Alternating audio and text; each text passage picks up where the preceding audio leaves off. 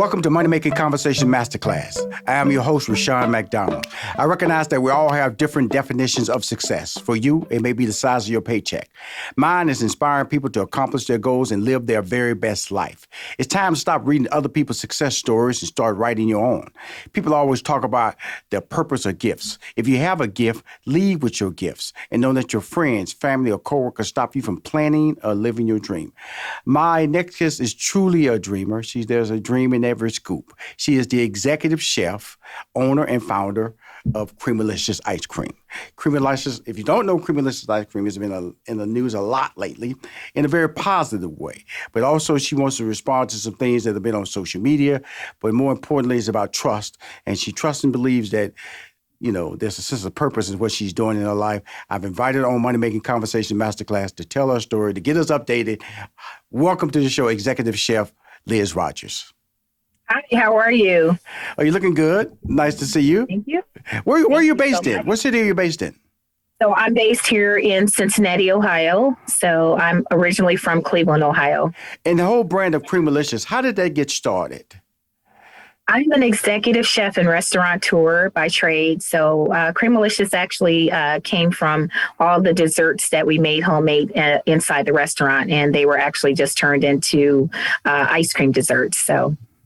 So when I hear things like Slap Your Mama, the pecan pie, the sweet potato pie, all these things are just Southern favorites. How did you manage to create really, because some people have versions of this, but yours tastes a little bit different and a lot better than your competitors. How is that? I think it has a great deal to do with me being a chef, and Cremalicious is like Disney. We're the storytellers. Each pint is very authentic. It's about real times, real people. It's about family. It's an extremely authentic brand. It really takes you back to childhood memories, just when times were better, when we really didn't have a worry or a care in the world, where we can be friends and we can play until the streetlights come on, and just all of those, going to church and coming home and having family dinners and just waiting for the best part of the dinner, which would be the dessert. Dessert's always first, and it's always the best, and it's always the most exciting part about eating. So I think that we really stand out just because each one of the pints, they have a story, right, that can really resonate with just an average person. Now, how did it all start? Because I know right now your social media is blowing up. There's a little controversy around the Walmart launching another ice cream called Juneteenth. But before we get into that, how did you get in the ice cream business? I got in the ice cream business because I love food. I love desserts. I love sweets, so I'd rather eat sweets than regular food. And just really from just owning my own restaurants and just being innovative. I pride myself on being extremely innovative. Cremalicious is more than a dessert. It's absolutely an experience. So we do take fresh baked pastries from the South. 4 generations of family-owned recipes, and we bake them in their entirety, and they're combined in the pint. So I really wanted an Alamo pint, the best of both worlds. I didn't want the consumer to have to choose. They can have the best of both worlds, and really being innovative with the flavors and the brand names and where the actual dessert originated from. That was extremely important to me as well, for it to be a conversation piece. Now, your brand was out there doing well. You got picked up in other stores besides Walmart. You're in Target. You're in other stores that are competitors of Target and Walmart. But more importantly, Kroger's. You're in Kroger stores. I know I actually was walking down the ice cream aisle. And I looked over to my right, and I saw Cremalicious. I said, wow, you're here too. So you're in a lot of, as they say, A-level brand stores, which is amazing for a new product. What is your testimony or statement when I tell you you're in these high-level stores? And also, if I'm missing any stores, please mention them, because I don't want to upset any of your other clients. Yeah, we're in Walmart, of course. We're in Kroger, we're in Meijer, we're in Target, Jungle Gyms. We're all over the country. It's a national brand now, and it's been a really amazing opportunity for Cremalicious and the actual brand. We have. It's not the easiest being an African American woman and minority ice cream manufacturer at any rate. Cremalicious is one of the first and only African American ice cream manufacturers in mass production in the world today. So I really kind of set out to do this mostly because I understood that there was just definitely a need. Right. There was this huge hole in the category, I felt, that's really overcome by these huge giants that's, in the world that, has been here since we were kids.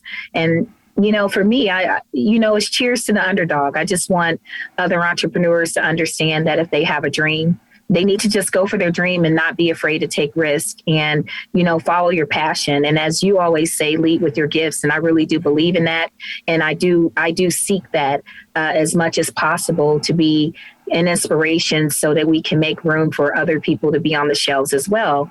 But I also know that if opportunities do not come to you knocking on your door, that it's time that we understand that we have to go out and we have to create our own opportunities and to not be afraid to call up some of these retailers and say, hey, could you give me a shot? And if they say no, you got to keep trying. At the end of the day, all they can do is say no, but they may say yes.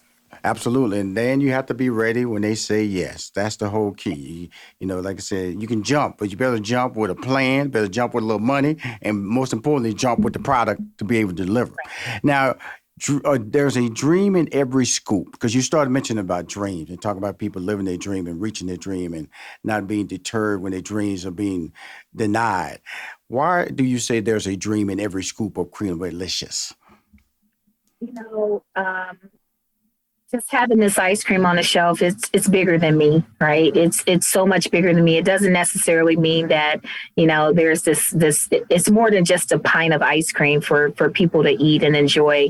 It's the accomplishment of just almost doing the impossible. Sometimes people don't believe in you. They can't see your vision. They don't understand what you're trying to do. And then everybody, wants to be around and they want to be with you when you're winning, right? But nobody wants to be on that bus when it's slowing down, everybody's jumping off. And then you just have everybody that wants to ride the bus when it's going fast, and there's opportunity and people can see that. And then there's this expiration date, right? So you're kind of racing against time, and you have to really understand, what it means to have hope. I mean, hope keeps us driven. It keeps us in the game. You feel like as long as you have hope, you feel like you can actually win. Once you lose hope, you're going to lose, so I try really hard to make sure that I can provide what I need for myself and what I've set out to do, because you only have one life. And one life is important. Now, you started becoming on various people's radar at the top of the year, January. I started seeing people create videos of your Cremalicious on TikTok, and so it was. So you were kind of like I wouldn't say underground brand, because you were in Target stores. You was, like you said, Myers and Jungle Gym and then Walmart at the time. But then in January, it seemed like the world discovered you. What impact did that have on your business? Because I think you went in Kroger's in March, correct? That's correct. Kroger's expanded the brand a lot more than what I thought they would. So that was great. And just trying to keep up with the demand for what's going on here, just out here and being compared to, it's crazy because I'm like right on the shelf next to Ben and Jerry's and Haagen-Dazs and Nestle. So it's kind of unreal, but it's happening. And, it's not as easy to stay on the shelf. We're looking for, support. We're wanting to be acknowledged because we do have a very good product. I'm still learning. I'm still perfecting my product. I'm still learning what type of marketing to do, sorting out the people that surround me, building a stronger infrastructure, and just really understanding. People think that you can't make any mistakes. Like, you're held to this really, really high standard, and you don't get an opportunity to mess up, But the truth of the matter is, as a business owner, you're going to make a ton of mistakes. You're going to learn a lot of lessons, but that doesn't mean you have to live in your lessons. But I'm in control of the pen. I've decided that I'm in control of my own headlines and my own destiny and my own future. And, I write my own headlines now. So with Cremalicious, there's so much that I'm learning in the consumer packaging goods, but I surround myself by a very knowledgeable team, and you can't do everything by yourself when you're running a business. Cool. Now, Walmart, they put out an ice cream called Juneteenth, and it was bad for them because they got a lot of bad publicity, but in some ways it was good for you. Very, very good. Talk about that yin and yang that was happening, because suddenly, like in January, people found you for a different reason. Now, Walmart has apologized. Let's make sure everybody understands. Walmart has apologized for distributing the ice cream, and I believe at this time they're removing the ice cream from the shelf.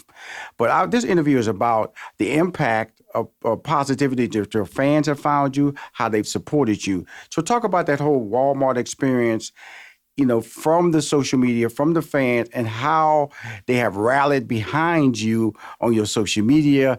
And it's almost like if social media was a phone, your phone will be ringing off the hook.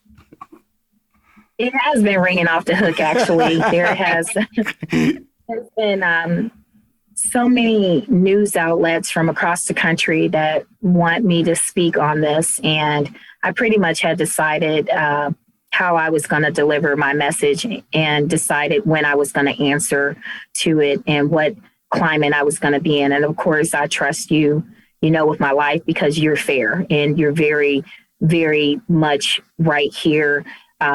You're not biased. And it's kind of like, you don't go in and make assumptions about things, and you think about things, and I'm in a safe environment where I can deliver my story.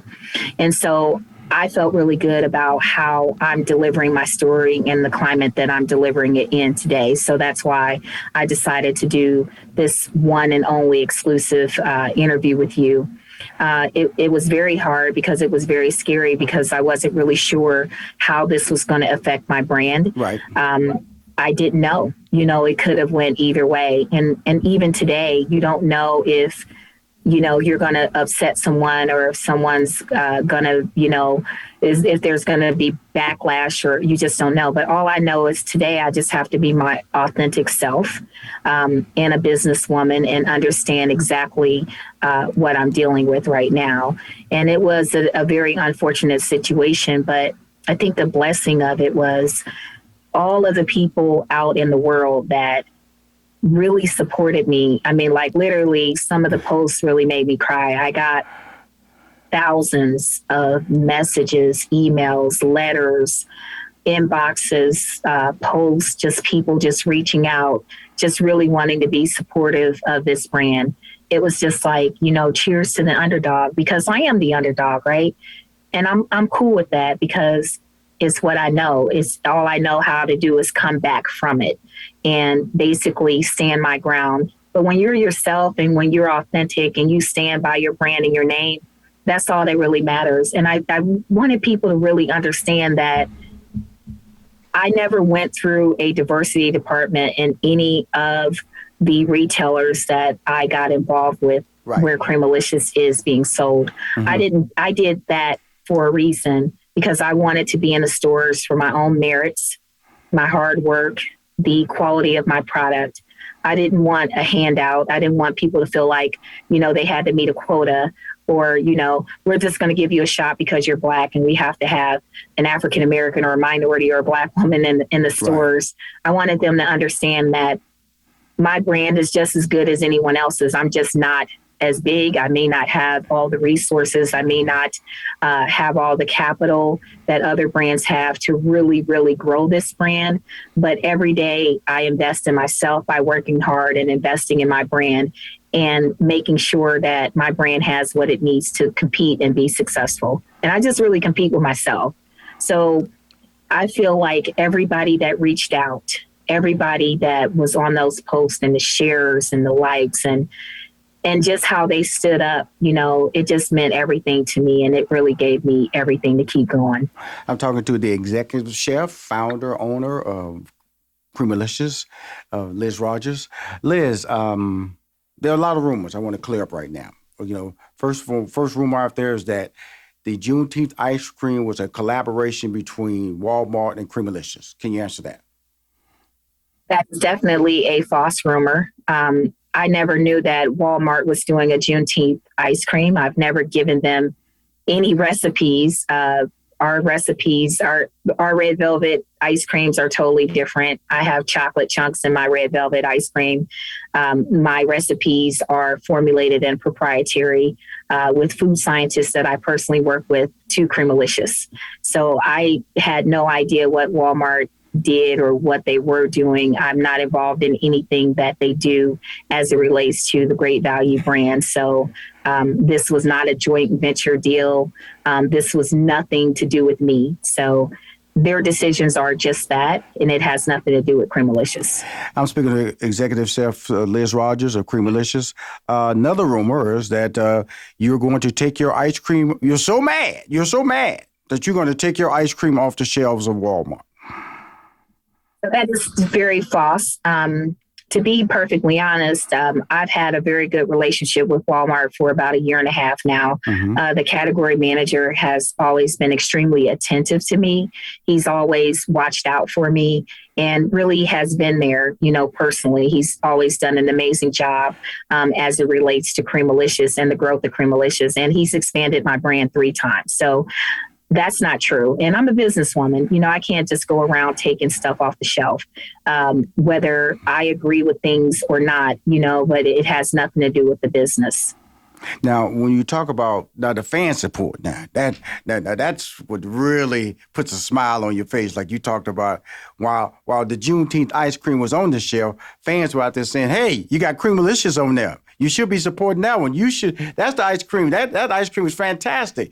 Now, that's the part as a brand, as an entrepreneur, that's all you want. All you want is for your customer to come to your rescue. And sometimes coming to the rescue is by buying your product. In this case, they were not only buying your product, but they were promoting your product. And that's why you're getting these calls all over the country. And Executive Chef Liz, this has to be, in some ways, a turning point for your brand, because now it's putting it in a different lane of popularity, correct? It is. And the ice cream is selling out all across the country, and I'm trying to keep up with the demand. And now I have to find more investors. I got to find more. I just have to keep it moving. And the fan support was just absolutely amazing. But I want people to understand that, we're going to continue to need support. We're going to continue to need support to grow and to bring more flavors and to bring more to the category and to really make this a huge movement. This is a really, really big deal. It's the only African-American ice cream in mass production in the world. That's really huge. I don't think people understand what this can mean, that this could possibly bring about more entrepreneurs that want to get in the stores, not just in the ice cream category, but period. There's so many, I'm looking at Instagram, and there's so many amazing pastry lines and coffees and creamery. There's so much that we can do and we can contribute to at this very moment. And we have to keep doing it. Even if you're not buying the pint, tell somebody about it. Dedicate, support, keep supporting. It shouldn't have an expiration date. We have to keep this going. Absolutely. Now, you said something that was important here now, because sometimes sudden popularity can cause a shift in the money that you have for the ice cream that you're trying to put on the shelf. Are you looking for investors, or investors should contact you? Or we're not talking about everybody, because you are a person trying to expand your brand. When you go from 2,000 stores to 4,000 stores, or 4,000 stores to 6,000 stores and 10,000 stores across the country, that is tied in for additional revenue to be able to make the ice cream. Tell everybody how that really works and how you feel about where you're going over the next couple of years with Cremalicious. I'm definitely looking for more investors, but I'm looking for the right investors. You know, Right. I'm very, all money's not good money. And I'm really not in a situation where I can make any mistakes. You know, right now, I have to be extremely strategic. I have to think about the people that I'm allowing to be in my circle. I have to understand the investors that I currently have now, they're not multimillionaires, but they're well-to-do. They have families, and I really love that. And you know, because Cremalicious, it's a generational brand. It is a brand that's going to be around like Coke or Pepsi. It's Disney stock. You Right. know, I remember reading a story where Walt Disney was trying to do partnerships or get loans from banks, and everybody's turning them down. I've been in that situation.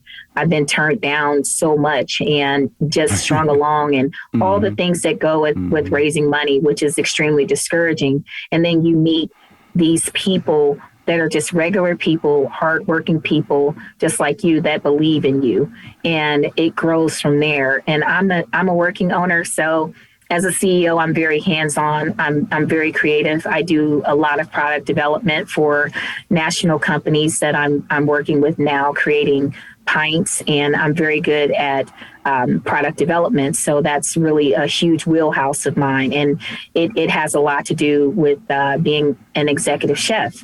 But at the same time, just going back to this experience that I've experienced the past week, yes, I'm an executive chef, but I don't cook with politics. Right. And so that's something that I don't want to have my brand involved in any way, shape, form, or fashion. So that's a really big thing for me as well. So just finding the right people and making sure that I am affiliated with the right persons or person for my brand is very key. Now, I watched on other TV, I saw Martha Stewart do this, I guess a flea market at her house. She was on TV. I see, Rachel Ray, she was cooking show, kind of like talk show. Is that something in your future? You're very articulate. You're a successful entrepreneur. Are you going to stay in the kitchen, or are you looking or seeking opportunities to be in front of the camera as a motivator, as an actress, as a TV host? Talk to us. I definitely would hope to God that Tyler Perry calls me to be in a movie. And I definitely want my own show. Tyler Perry, you hear Tyler Perry? She won't be in one of your movies, Tyler Perry. I would love to have a story done on my life, because my journey, my life is very profound. When I spoke earlier about the underdog, losing everything, watching all of your dreams just be shattered into a million pieces, and you're watching, all these pieces shattered, kind of like a puzzle. And here you are, you're trying to figure out, how do you put yourself back together? And it just starts with one piece at a time. And then you're taking these pieces, trying to make them fit, and they don't fit into these pieces. And then you try another piece, and you just keep going until you can finally understand what your purpose is and what you're doing. My story is definitely a story of inspiration, because, you got to keep it moving. Even if you fall, you got to get back up. And it's a big deal. So I'm hoping to be able to get a show and be able to meet the right people, and definitely get someone that understands that I do have talent, and I do have a lot to give back as well. Well, I would say this. I'm looking at a person who's shining, a shining star. I say that because of the fact that not only are you saying all the right things, but you're delivering them with a lot of honesty. And when something like this happens, because you had no control of it, and you had to respond, and you were frustrated, I'm sure. And now you're at a point in your life where you're flipping the scripts. You're turning into something that some people may deem as a negative. Some people may wilt. You're showing strength. Where's that strength coming from? And how can you encourage other people who face adversity to overcome the odds? My strength comes from my mom. I watched my mother. She was a welder, and I lost my mom several months ago, unexpected cancer diagnosis. And it's been extremely hard, but she was very strong. She raised all four of us by herself. She worked as a welder. Like I said, she was the only woman that worked at her job. And I just remember her just coming home so tired, and we just never wanted for anything. We didn't have a lot, but she was very strong, and it was like nothing ever bothered her, And then it wasn't until she got sick I understood, even though she was very hard on me, it was like. I ran track. I played in the Junior Cleveland Orchestra for 4 years. I write music. I do a lot. I've done a lot. I didn't realize how much of an artist I was until I really got into the culinary arts. And with my mom, she's always wanted to own a restaurant. She was an amazing cook. And because she was a single parent, she never got an opportunity to do that. So I really feel like maybe I opened my restaurants and went on the path that I went on because of her, so that she can live her dream through me. And so this is where we are today. And I just never saw anyone disrespect my mother.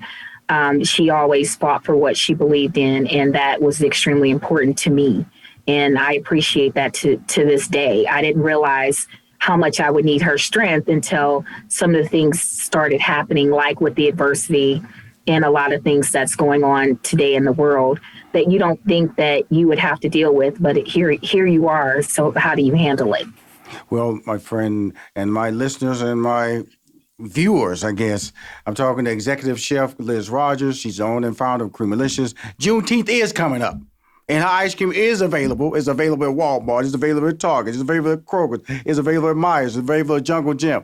More importantly, it's created by an incredible artist that I was fortunate to have on my show to talk about, tell her story. But the story is not tied to negativity. It's tied to positivity. It's tied to uplift. And more importantly, it's tied to encouragement. Basically, when you buy her ice cream, when you taste her ice cream, know that you're participating in a dreamer. And her dreams is allowing you to know that you, too, can be successful. I want to thank you for coming on Money Making Conversation Masterclass, Executive Chef Liz Rogers.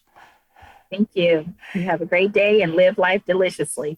I appreciate you. If you want to hear or see this interview on Money Making Conversation Masterclass, please go to moneymakingconversation.com. I'm Rushion McDonald. I am your host.